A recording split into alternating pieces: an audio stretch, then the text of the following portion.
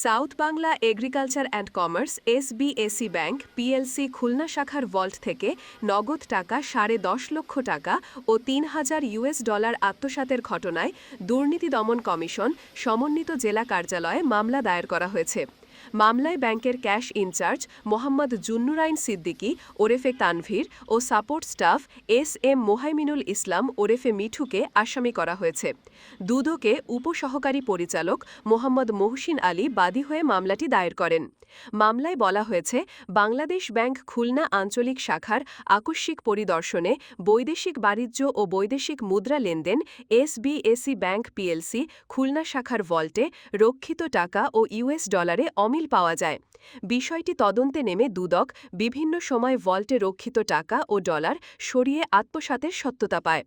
এ ঘটনায় SBAC bank cash শাখার 2 কর্মকর্তাকে আসামি করে গতকাল মামলা দায়ের করা হয়।